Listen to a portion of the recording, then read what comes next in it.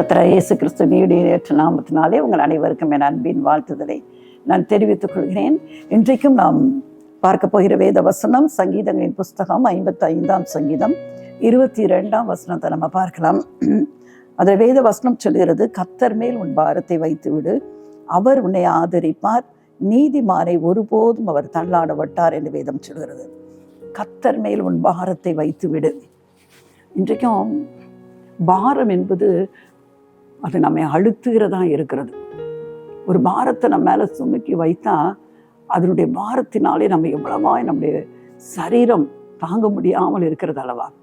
ஒரு அதிகமான பாரத்தை சுமக்க சரீரத்தில் ஒரு வலி உண்டாகிறத நம்ம பார்க்கிறோம்.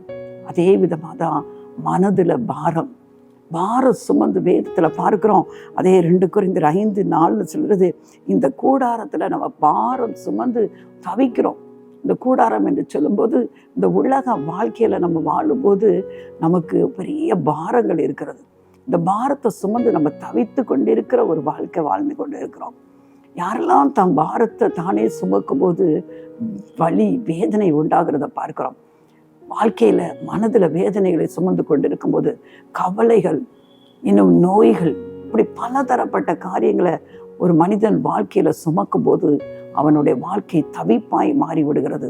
எப்போதான் இந்த பாரத்தை என்னால் கீழே இறக்கி வைக்க முடியும், யார் என் பாரத்தை எனக்காக தூக்கி சுமப்பார் என்று சொல்லி ஒருவேளை பிரயாணங்களில் அதிகமான லக்கேஜை நம்ம தூக்கி கொண்டு வரும்போது யாராவது வந்து கொஞ்சம் என்கிட்ட கொடுங்க, நான் பாதியை தூக்கி கொள்கிறேன்னு சொல்லும்போது எவ்வளவு லகுவாய் நாம் அதை பார்க்குறோம் அல்லவா. அப்பா நல்ல நேரம் வாங்கி கொண்டாங்க, இப்போதான் எனக்கு கை வலிக்காமல் இருக்கிறதுன்னு சொல்லுவோம் அல்லவா. அதே மாதிரி தான் இன்னைக்கு வாழ்க்கையில் ஒருவேளை அநேக பாரங்கள் உங்களை அழுத்தி கொண்டு இருக்கிறதோ, வேதனையினால் துடித்து கொண்டு இருக்கிறீர்களோ, ஒரு மரண படுக்கையில் இருந்து கொண்டு என்ன செய்வேன் எதிர்காலம், என் குடும்பத்தை நினைத்து எனக்கு பயமாக இருக்கிறது, ஒருவேளை நான் மறைத்து போனால் என்ன நடக்குமோ என்று சொல்லி பாரம் சுமந்து தவித்து கொண்டிருக்கிறீர்களோ, அன்பு சகோதர சங்கத்தில் பயப்படாதீங்க. உங்கள் பாரத்தை சுமப்பதற்காக ஒருவர் இருக்கிறார். வேதம் சொல்கிறது, கர்த்தர் மேலே உன் பாரத்தை வைத்து விடு, கர்த்தர் மேல் உன் பாரத்தை வைத்து விடு, அவர் உன்னை ஆதரிப்பார், நீதிமானை ஒருபோதும் தள்ளாட விட்டார் என்று வேதம் சொல்கிறது. நம்முடைய பாரத்தை சுமக்கும்படியாய் நமக்காக தன்னையே சிலுவையில பலியாக ஒப்பு கொடுத்த ஒரு அன்பின் தெய்வம் இதுவரைக்கும் நீங்க எங்கேயும் பார்த்திருக்க முடியாது. ஏன்னா எங்க வேணாலும் யோசித்து பாருங்க, இப்படிப்பட்ட ஒரு அன்பின் தெய்வம் எங்கேயாவது உண்டா? இப்படிப்பட்ட சாந்த குணம் நிறைந்த ஒரு அன்பின் தெய்வம் உண்டா? அவர் முகத்தை பார்த்தாலே எவ்வளவு சாந்தம். ஒருவேளை போட்டோல நம்ம அவருடைய முகத்தை கொண்டு வர முடியாது, அவர் காணக்கூடாத ஒரு தேவன். ஆனாலும் இன்றைக்கு மக்கள் அதை போட்டோ மூலம் வரைந்து வைத்திருந்தாலும் அந்த அன்பின் சொருபி அவர் சொல்லுகிற, உன் பாரத்தை ஏன் மேல வைத்து விடு, ஏன் வருத்தத்தோடு நீ உன் பாரத்தை சுமந்து கொண்டு இருக்கிற, ஏன்ட்ட வந்து உன் பாரத்தை இறக்கி விடு, இறக்கி வைத்து விட்டுட்டு நீ திரும்ப அந்த பாரத்தை சுமக்காத. அநேக நேரம் நம்ம என்ன செய்யறோம் தெரியுமா, பாரத்தை கொண்டு போய் ஆண்டவர் சமூகத்துல மன வேதனைகள் கிளேசங்களை கொண்டு போய் அவர் சமூகத்துல சொல்லுகிறோம். திரும்பவும் என்ன செஞ்சிடறாங்க, சொல்லிட்டு வெளியே வந்து கொஞ்ச நேரத்துல திரும்ப அந்த பாரம் அவர்களை அழுத்த ஆரம்பிக்கும். காரணம் என்ன தெரியுமா, அவங்கள அவரை நம்பி இருந்தாங்கன்னா பாரத்தை அவர்கிட்ட சொல்லிட்டு நிச்சயம் அவர் பார்த்து கொள்வார் என்று சொல்லி அதுக்கு பிறகு மனது சமாதானம் அடைந்திருப்பாங்க. அந்த நம்பிக்கை வராததுனால தான் திரும்ப அவங்களே வைத்து கொண்டு பாரப்பட்டு கொண்டு இருக்கிறாங்க. ஆனால் வேதம் திட்டமாய் சொல்கிறது, அவர் மேல உன் பாரத்தை வைத்து விடு, அவர் உன்னை ஆதரிப்பார். வேதத்துல நம்ம பார்க்கிறோம், 1 சாமுவேல் 1ஆம் அதிகாரத்தை நம்ம வாசித்து பார்த்தோம்னா, அன்னாள் என்று அவர் அருமையான சகோதரியை நம்ம பார்க்கிறோம். அவளுக்கு சக்களத்தி ஒருத்தி இந்த அவள் பெண்ணினாள். ஒருவேளை அவருடைய கணவன் இவளுக்கு குழந்தை இல்லாததுனால அடுத்தவளை விவாகம் பண்ணியிருக்கலாம். ஆனா அவளுக்கு நிறைய பிள்ளைகள் இருந்துச்சு. அதனால ஒவ்வொரு முறையும் தேவனுடைய ஆலயத்துக்கு வரும்போதெல்லாம் அந்த பெண்ணினால் என்ன செய்வாலாம், இவளை பரிகாசம் இப்படிப்பட்ட காரியங்கள் செய்வது போது இவளுடைய உள்ளம் உடைந்து போகும்.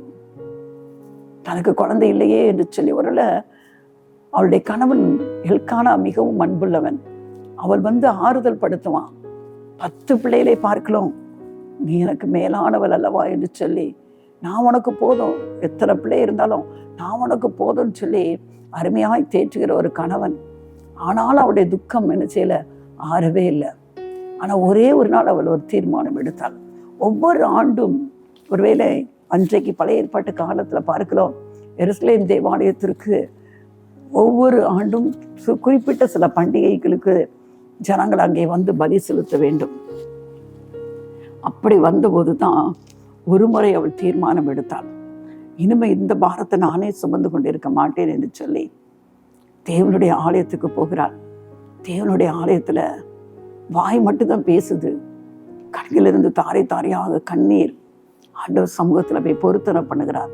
ஆண்டவரே, நீர் உம்முடைய அடியாளின் விண்ணப்பத்துக்கு இறங்கி இந்த அடியாளுக்கு ஒரு குமாரனை கொடுத்தீங்கன்னா அவனை உங்களுக்கே நான் தத்தம் தந்து விடுவேன், உங்கள் ஊழியத்தை செய்யும்படி கொடுத்து விடுவேன் என்று சொல்லி தன்னுடைய பாரத்தை எல்லாம் தேவ சமூகத்தில் அவள் இறக்கி வைத்தாள்.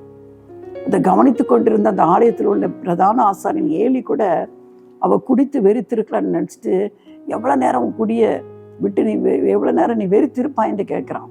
அவருடைய மன கஷ்டத்தை அவனால் புரிந்து கொள்ள முடியல. இன்றைக்கு மக்கள் உங்கள் மன கஷ்டத்தை புரிந்து கொள்ள மாட்டாங்க. அநேக மேரை நம்ம என்ன செய்கிற தவறு என்ன தெரியுமா? நம்முடைய பாரம், நம்முடைய அழித்து கொண்டு இருக்கிற பாரத்தை போய் மற்ற மனுஷர்கள்ட்ட போய் கொட்டுகிறோம். ஆனால் அவங்களால புரிந்து கொள்ள முடியாது. பாங்க, அவன் தேவனுடைய ஆசாரியன் தான். ஆனால் அவன் அவளை பார்த்து என்ன சொல்கிறான், நீ எத்தனை முறை எத்தனை மட்டும் எது வரைக்கும் நீ இப்படி குடித்து வெறுத்திருப்பாய் அப்படின்னு சொல்லி தவறாய் புரிந்து கொள்கிறான். இன்றைக்கு நம்ம மனுஷரிடத்துல போய் நம்முடைய கவலைகள், குடும்ப பிரச்சனைகளை நம்ம போய் சொல்லுவோம் என்று சொன்னால் கேட்கறது போல கேட்பாங்க. ஆனால் வெளியே போய் என்ன சொல்லுவாங்க தெரியுமா, இவளுக்கு நல்லா வேணும், இவள் செய்ததுக்கு இவளுக்கு இன்னும் படணும், இன்னும் வரணும், இதுக்கு மேலேயும் வரணும்னு சொல்லி. இல்லாட்டினா நம்ம அவங்க யார்ட்டையும் சொல்ல மாட்டாங்கன்னு நினைச்சு நம்ம சொல்லியிருப்போம். அடுத்த நிமிடமே எல்லாரிடத்திலும் போய் சொல்லி கொண்டு இருப்பாங்க. இதான் மனிதனுடைய குணம். ஆனால் தேவ சமூகத்தில் நம்முடைய பாரத்தை நம்ம இறக்கி வைக்கும்போது, அன்னாளை குறித்து சொல்லப்பட்டு இருக்கிறது, அவள் தன் இருதயத்தை தேவ சந்நிதியில ஊற்றி விட்டாள் என்று சொல்லப்பட்டு இருக்கிறது. ஊற்றி விட்ட பிறகு பின்பு அவள் துக்க முகமாய் இருக்கவில்லை. நீங்க உண்மையாகவே தேவ சமூகத்துல உங்க பாரத்தை இறக்கி வைத்திருப்பீர்கள் என்று சொன்னால் பின்பு நீங்க துக்க முகமாய் இருக்கவே முடியாது. ஏன்னா உங்களுக்குள்ள நம்பிக்கை வந்து விட்டது. என் பாரத்தை அவர்கிட்ட சொல்லிட்டேன், இனி இது என்னுடைய பாரம் அல்ல, இதிலிருந்து இந்த பாரம் அது அவருடையது, அவர் பார்த்து கொள்வார் என்று சொல்லி அதற்கு பிறகு நம்ம என்ன செய்வோம், துக்கமுகமாக இருக்க மாட்டோம். அப்படி இருக்காத பட்சத்தில் தான் கர்த்தர் நமக்கு ஒரு அற்புதம் செய்வார். அந்த ஆலயத்தில் பிரதான ஆசாரியன் கூட அவளை ஆசீர்வதித்து அனுப்புகிறான். நீ தேவனாகிய கர்த்தரிடத்தில் கேட்ட உன் விண்ணப்பத்தின்படியே அவர் உனக்கு செய்வார் என்று சொல்லி அவளை ஆசீர்வதித்து அனுப்புகிறான். சரியாக அங்கிருந்து புறப்பட்டு போன பிறகு அவள் கர்ப்பம் தரிக்கிறாள். அருமையான சாமுவேலை அவள் பெற்றெடுக்கிறாள். அவள் தேவனிடத்தில் செய்த பொருத்தனையின்படியே அவனை கொண்டு வந்து, அவன் பால் மறந்த பின்பு அவனை கொண்டு வந்து தேவனுடைய ஆலயத்தில் அதே ஏலியின் இடத்துல அவனை விட்டு விட்டு செல்கிறத பார்க்கிறோம். ஆனால் அந்த ஒரு குழந்தையை அவள் கர்த்தருக்கென்று கொடுத்தபடியினாலே அதற்கு பிறகு அவளுக்கு கர்த்தர் அதுக்கு பிறகு கூட 3 குமாரர்கள் 2 குமார்த்திகளை கர்த்தர் கொடுத்தார் என்று பார்க்கிறோம். கர்த்தருக்காக கொடுத்து விட்டு யாரும் ஒருத்தரை இழந்து போக முடியாது. ஐயோ, நான் கர்த்தருக்கு என் பணத்தெல்லாம் கொடுத்துட்டேனே, பொருத்தனை பண்ணி கொடுத்துட்டேன், இனிமேல் நான் என்ன செய்வேன், தயவுசெய்து திகைக்காதீங்க. அவருக்காக கொடுத்தவர் எவரும் இழந்து போனது கிடையாது. உங்கள் வாழ்க்கையில இன்றைக்கு இதை கேட்டுக்கொண்டிருக்கிறேன் தேவ பிள்ளைகளே, எந்த பாரம் உங்களை அழித்து கொண்டு இருக்கிறது, எதுவாக இருந்தாலும் பரவாயில்லை, அவரால் கூடாத காரியம் ஒன்றுமே கிடையாது. ஆனால் நீங்க செய்ய வேண்டியது இயேசுவே என்று சொல்லி அந்த வார்த்தையை சொல்லுங்க. இயேசுவே, இன்றைக்கு தான் உங்களை குறித்து கேள்விப்பட்டேன், என் பாரத்தெல்லாம் நீக்க உங்களால முடியும் என்று சொல்லி அவர் மேல விசுவாசத்தோடு இயேசுவே என்று சொல்லி, ஜீசஸ் என்று சொல்லி அவர் நாமத்தை சொல்லி கூப்பிட்டு உங்க பிரச்சனைகளை, உங்க கண்ணீர்களை தனியாக ஒரு இடத்துல போய் அவர் இடத்துல உங்க உள்ளம் எவ்வளவுக்கு எவ்வளவு உடையிறதோ அந்த அளவுக்கு கண்ணீர் சிந்தி சொல்லி பாருங்க. நீங்க சொல்லி முடித்த உடனே நீங்க உணர்வீர்கள், உங்களை விட்டு ஏதோ ஒரு பாரம் விலகி போனதை நீங்க உணர்ந்து கொள்வீர்கள். உடனடியாக அந்த பாரம் விலகி போனதை உங்களால உணர முடியும். உங்களை அறியாமல் சில நாட்களில எதற்காக நீங்க கண்ணீர் வடித்தீர்களோ அந்த காரியத்துல நல்ல செய்திகளை நீங்க கேட்கறதுக்கு கர்த்தர் அருள் புரிவார். அன்னாளுக்கு செய்த தேவன் நிச்சயம் உங்களுக்கும் செய்வார். கவலைப்படாதீங்க. கண்ணீரை துடைத்து விடுங்க. உங்க கண்ணீரை தேவனிடத்துல மட்டும் ஊற்றுங்கள். இயேசுவே என்று சொல்லி அவர் பேரை சொல்லி கூப்பிட்டு அவரிடத்துல ஒரு மனுஷன்ட்டு நேருக்கு நேர் பேசும்போது எப்படியெல்லாம் உள்ள குமரலை சொல்லுகிறீர்களோ அதே மாதிரி தனிமையாக ஒரு இடத்துல போய் இருந்து இயேசுவே என்று சொல்லி அவரை சொல்லி கூப்பிட்டு எல்லா பாரத்தையும் அவருக்கு சொல்லி விடுவீர்கள் என்று சொன்னால் கர்த்தர் உங்களுக்கு உதவி செய்வதற்கு அவர் உண்மையுள்ள தேவனாக இருக்கிறார். ஒருவரையும் புறம்பே தள்ளார், ஒருவரையும் புறக்கணிக்க மாட்டார். நீ உனக்கு எனக்கு என்ன சமாதானம் விரட்ட மாட்டாரு.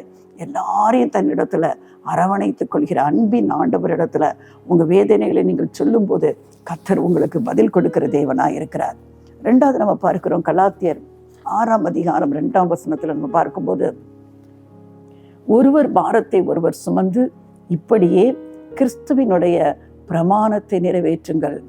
வேதம் நமக்கு கற்றுக் கொடுக்கிறது, ஒருவருடைய பாரத்தை ஒருவர் சுமக்க வேண்டும். மற்றவர்களுடைய, நம்ம தேவ பிள்ளைகளாகிய நாம மற்றவர்கள் அவங்க வாழ்க்கையில் உள்ள பாரத்தை நம்ம சுமக்க வேண்டும். அப்படி நம்ம செய்யும்போது கிறிஸ்துவனுடைய பிரமாணத்தை, அவர் சொன்ன காரியத்தை நம்ம நிறைவேற்றுகிறோம். எத்தனையோ பேர் நம்ம இடத்துல வந்து அவர்களுடைய வாழ்க்கையில் அவர்கள் கடந்து செல்கிற வேதனையான சூழ்நிலையில நம்ம இடத்துல சொல்லி இருப்பார்கள் அல்லவா. நம்ம அதை கேட்டு விட்டு என்னமோ சரி அதாவது 100 நினைக்கவே கூடாது. அது நம்முடைய பாரமாகவே நம்ம ஏற்றுக்கொண்டு அவர்களுக்காக நம்ம ஜெபிக்க வேண்டும். அதான் தெய்வ பிள்ளைகளுடைய உண்மையான ஒரு அன்பின் அடையாளம். அவர்களுக்காக அவர்கள் அந்த காரியத்திலிருந்து ஒரு விடுதலையை பெற்றுக்கொள்கிற வரைக்கும் நாம் அவர்களுக்காக தேவனிடத்துல மன்றாடுகிறவர்களாய் நாம் மாற வேண்டும். இன்னைக்கு எத்தனை தெய்வ பிள்ளைகளை நம்ம ஊழியர்களை நம்ம பார்க்கிறோம் அல்லவா. அவர்களிடத்துல ஒரு காரியத்துக்காக ஜெபிக்க சொன்ன போது சில சமயம் சொன்ன நம்மளே மறந்து விடுவோம். ஆனால் அவங்க தொடர்ந்து நமக்காக ஜெபித்து கொண்டு இருப்பார்கள். ஒரு நாளையில நமக்கு அதற்கு பதில் கிடைத்து அவர்களுக்கு நம்ம திரும்ப சொல்லும் போது, அப்பாடா இவ்வளவு நாள் அதற்காக ஜெபித்தேன், கர்த்தர் இன்றைக்கு அற்புதம் செய்திருக்கிறார் என்று சொல்கிறதெல்லாம் கேள்விப்பட்டிருக்கிறோமா. ஒரு உண்மையான தெய்வ மனுஷனுடைய இருதயம் அப்படிப்பட்டதாக தான் இருக்கும். யாராவது தன்னிடத்துல ஜெபிக்கும்படி சொன்ன ஒவ்வொரு காரியத்தையும் அந்த காரியத்துல பதில் கிடைக்கும் வரைக்கும் அவர்கள் நமக்காக தொடர்ந்து ஜெபித்து கொண்டிருக்கிற உண்மையான நிறைய ஊழியர்கள். எல்லாரும் அப்படின்னு நான் சொல்ல மாட்டேன். சில பேர் அப்படியாய் உண்மையாய் சொல்லி கொண்டிருக்கிறார்கள். வேதம் அதைத்தான் நமக்கு கற்றுக் கொடுக்கிறது. ஒருவர் பாரத்தை ஒருவர் சுமந்து இப்படியே கிறிஸ்துவினுடைய பிரமாணத்தை நிறைவேற்றுங்கள் என்று வேதம் சொல்கிறது. அப்ப மற்றவர்களுக்காக, மற்றவருடைய பாரங்களை சுமப்பதற்காக நாம் அழைக்கப்பட்டவர்களாய் இருக்கிறோம். அது மட்டுமல்ல, யாக்கோபுல நம்ம பார்க்கிறோம். யாக்கோபு 5ஆம் அதிகாரத்துல பார்க்கிறோம், 16ஆம் வசனம் சொல்கிறது, நீங்கள் சொஸ்தம் அடையும்படிக்கு உங்கள் குற்றங்களை ஒருவருக்கொருவர் அறிக்கையிட்டு ஒருவருக்காக ஒருவர் ஜெபம் பண்ணுங்கள். ஒருவர் பாரத்தை ஒருவர் சுமப்பது மட்டுமல்ல, ஒருவருக்காக ஒருவர் ஜெபம் பண்ணும்படி நாம் அழைக்கப்பட்டு இருக்கிறோம். நீதிமான் செய்யும் ஊக்கமான வேண்டுதல் மிகவும் பலனுள்ளதாக இருக்கிறது என்று வேதம் சொல்கிறது. ஒருவருக்காக ஒருவர் நாம் ஜெபிக்க நாம் அழைக்கப்பட்டு இருக்கிறோம். ஆண்டவர் சமூகத்துல ஒவ்வொரு நாளும் கேட்போம், ஆண்டவரே மற்றவர்களுக்காக, மற்றவர்களோட பாரங்களை, நம்முடைய பாரங்களை நம்மளை நம்பி அவங்க சொல்லிட்டு போயிருக்கிறார்கள் அல்லவா, அந்த காரியத்திற்காக நாம் ஜெபிக்கும்படியாய் நாம் அழைக்கப்பட்டு இருக்கிறோம். வேதம் சொல்கிறது, நீதிமான் செய்கிற ஊக்கமான வேண்டுதல் மிகவும் பலனுள்ளதாக இருக்கிறது சொல்லி அதுக்கு பிறகு ஒரு சம்பவத்தை குறித்து அங்கே சொல்லப்பட்டிருக்கிறத நீங்க பார்க்கலாம். யாரை குறித்து சொல்லப்பட்டிருக்குன்னா, எலியாவை குறித்து சொல்லப்பட்டிருக்கிறது. அவனுடைய ஜெபம் எப்படிப்பட்டதா இருந்துச்சாம், அவன் நம்ம போல ஒரு பாடுள்ள மனுஷன்தான், ஆனா மழை பெய்யக்கூடாதுன்னு கருத்தாய் ஜெபம் பண்ணினான். அப்பொழுது 3 வருஷமும் 6 மாதமும் பூமியின் மேல என்ன செய்யல, மழை பெய்யவில்லை. மறுபடியும் ஜெபம் பண்ணினான். அப்பொழுது வானம் மழையை பொழிந்தது, பூமி தன் பலனை தந்ததுன்னு சொல்லப்பட்டிருக்கு. அப்போ எலியாவுடைய ஜெபம் எவ்வளவு வல்லமையுள்ள ஜெபம். ஆனா அவனை குறித்து என்ன சொல்லப்பட்டு இருக்கிறது, நம்மை போல அவனோட பாடுள்ள மனுஷன். நம்ம நினைச்சிடக்கூடாது எலியா ஜெபத்தை மட்டும்தான் ஆண்டவர் கேட்பார் என்று சொல்லல. அதுக்குதான் வேதம் சொல்கிறது, அவன் நம்மை போல எப்படிப்பட்ட மனுஷனாம், பாடுள்ள மனுஷன். அவனுடைய ஜெபத்தை கர்த்தர் என்ன செஞ்சாரு, கேட்டார் என்று சொல்லப்பட்டிருக்கிறது. ஆனா அவனை குறித்து சொல்லப்பட்டிருக்கும், அவன் சொல்வான், நான் தேவனுடைய சந்நிதியில, அவனுடைய அட்ரஸே தேவனுடைய சன்னதி தான். எப்பொழுதும் தேவ சந்நிதியில இருக்கிற ஒரு அருமையான தேவ ஊழியன் அவன். அப்படிப்பட்ட அவருடைய ஜெபத்தை கர்த்தர் கேட்கிறார். அதான் வேதம் சொல்ற, நீதிமான் செய்யும் ஊக்கமான வேண்டுதல். அவன் என்ன ஜெபம் பண்ணான்? இஸ்ரவேல் ஜனங்கள் பயங்கரமாய் தேவனுக்கு விரோதமாய் பாவம் செய்தார்கள். ஆகாப் ராஜாவின் காலத்துல அவன் பேர் சொல்றான், என் வாக்கினால் அன்றி நான் சொன்னாதான் பனியும் மழையும் பெய்யும்னு சொல்லிட்டு போயிடுறான். அது மாதிரி 3 வருஷமும் 6 மாசமும் எலியாட்லேருந்து திரும்ப ஒரு ஜெபம் பண்ற வரைக்கும் அங்கே மழை பெய்யறது. அப்போ எவ்வளவு அருமையான ஒரு தேவ ஊழியக்காரன், தேவ சன்னதியிலே எப்பவும் இருக்கிற தேவ ஊழியக்காரன். அவன் சொன்னபடியே மழை பெய்யவில்லை. ஜனங்கள் எல்லாம் பயங்கர பஞ்சம் உண்டாகிறது. அப்புறம்தான் அவன் ஜனங்களை கூட்டி சேர்த்து தேவனை விட்டு விலகுனதின் காரணத்தினால வந்த காரியம் என்பதை உணர வைக்கிறத நம்ம பார்க்கிறோம். திரும்பவும் ஆண்டவர் சமூகத்துல, ஆண்டவரே என்னை கேட்டறலும் என்று சொல்லி தேவ சமூகத்தில் அவன் விண்ணப்பித்த போது தேவன் மலையை பொழிந்தருளினார். எலியாவின் ஜெபத்தை கேட்டு தேவன் மலையை கொடுத்தார் என்று பார்க்கிறோம். அப்படி நம்முடைய வாழ்க்கையிலும் ஒருவருக்காக ஒருவர் அவர்கள் படுகிற கஷ்டங்களில், வாங்க நான் உங்களுக்காக ஜெபிக்கிறேன்,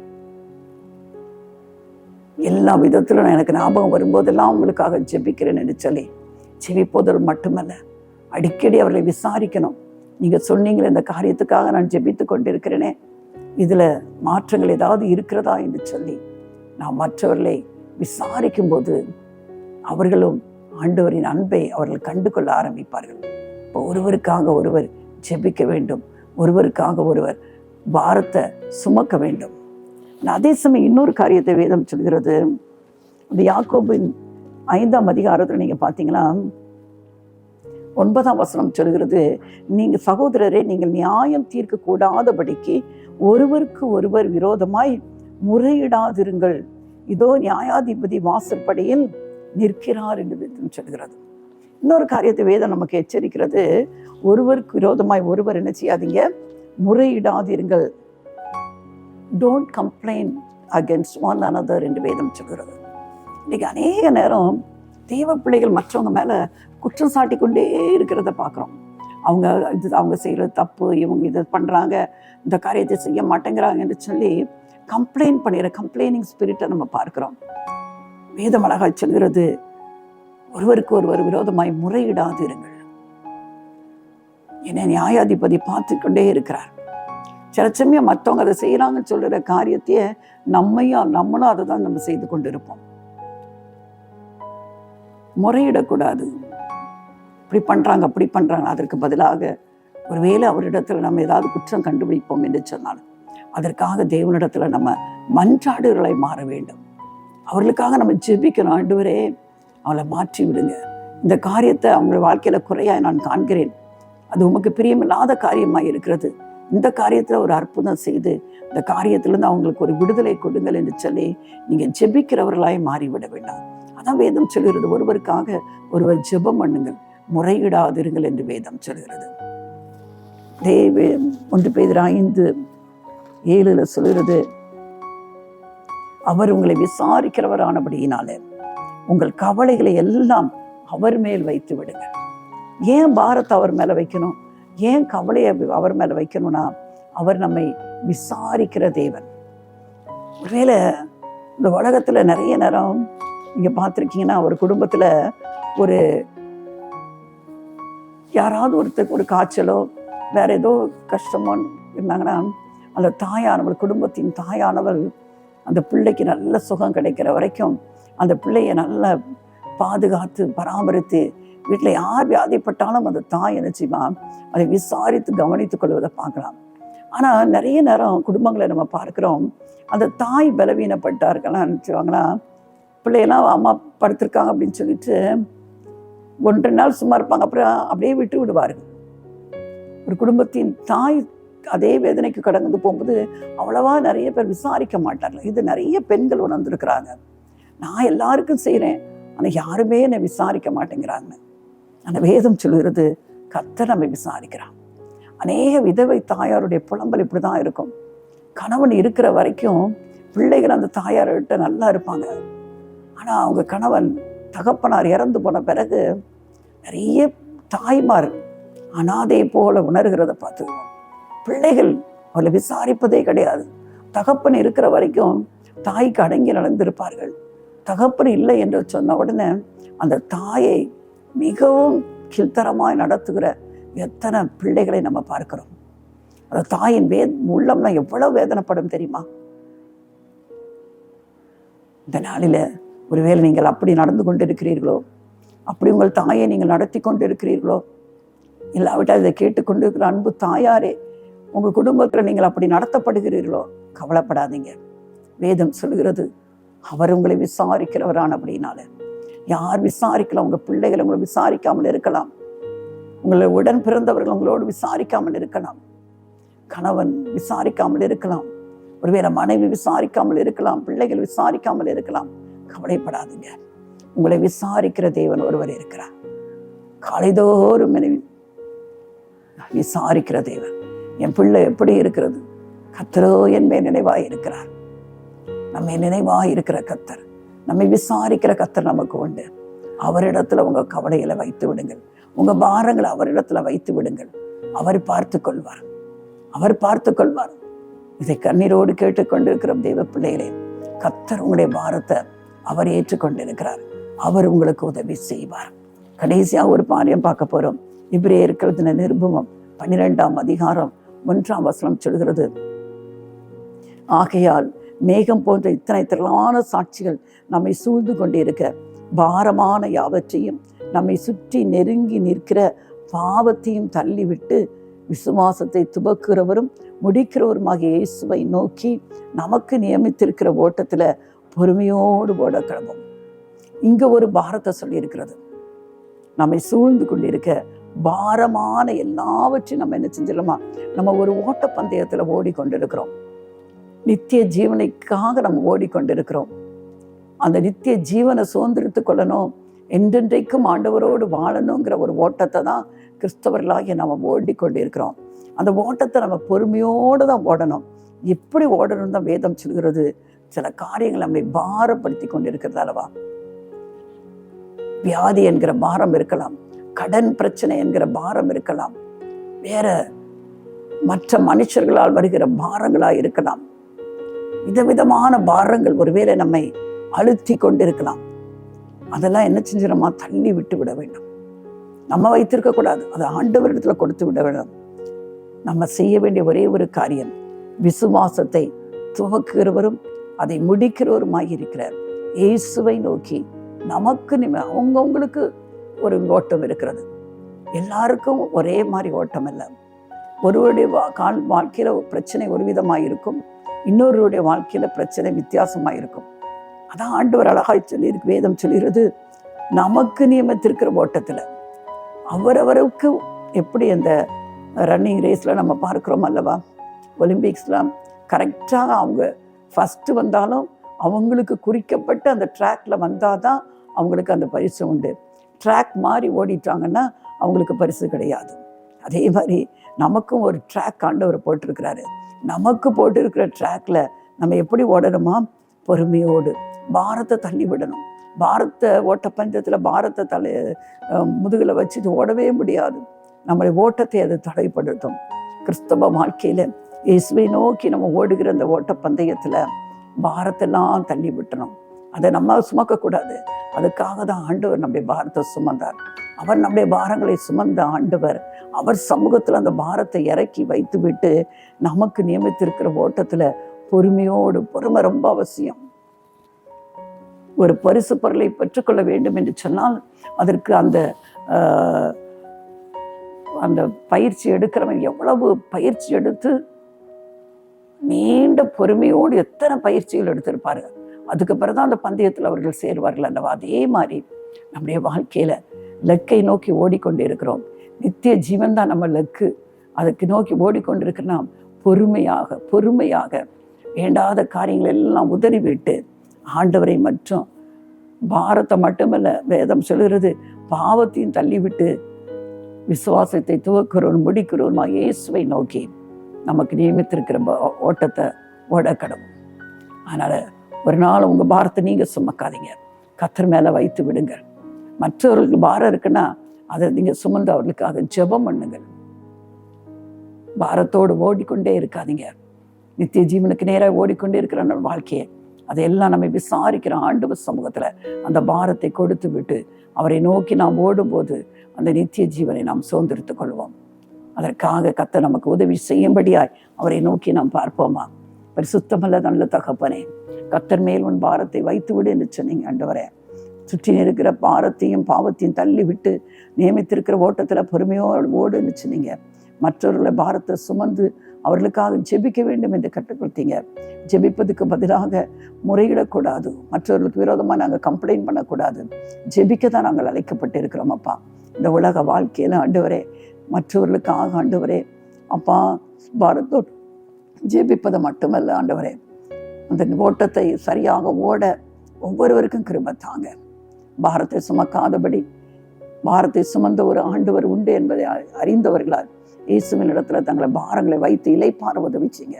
யாரெல்லாம் பாரத்தோடு இந்த செய்தியை கேட்டுக்கொண்டிருக்கிறார்களோ ஆண்டவரே, எத்தனை நாள் என் படுக்கை கண்ணீர்னாலே நனைத்து கொண்டிருக்கிறேனே, இதற்கு ஒரு விடுதலை கிடைக்காதா என்று ஏங்கி கொண்டிருக்கிறார்களோ, இன்றைக்கு அப்பா உங்க சமூகத்தில் அந்த பாரத்தை இறக்கி வைத்திருக்கிறாங்க.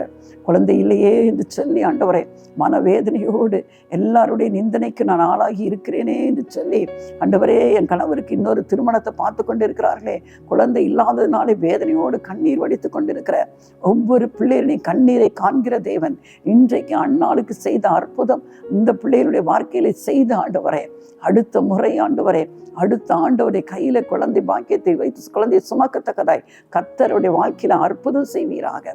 அதே விதமாய் கர்த்தாவே, பாடுகள் நிந்தைகள் அவமானங்கள் ஆண்டவரே அப்பா நெருக்கி கொண்டிருக்கிறதே என்று சொல்லி அவமானத்தினாலே கூடி குறுகி இருக்கிற குடும்பங்களில் அப்பா கர்த்தர் ஆண்டவரே பாரத்தை உங்க சமூகத்துல வைத்திருக்கிறபடினாலே இந்த அவமானங்கள் நிந்தைகள் மாறட்டும் அப்பா. அப்பா உங்களுடைய பிள்ளைகளே கண்ணீர் துடைக்கப்படட்டும். ஒவ்வொருவருக்கும் ஆண்டவரே கர்த்தர் பதில் கொடுங்க அப்பா. பாரத்தை அவர் மேல வைத்து விட்டோம் என்று சொல்லி இனி அந்த பாரத்தை திரும்ப சுமக்காதபடி அப்பா முழுமையாயும் மேல இறக்கி வைத்து ஆண்டவரே அவர்கள் ஆறுதல் அடைய கர்த்தர் உதவி செய்யுங்க. இயேசுவின் நாமத்துல பிதாவே, ஆமென்.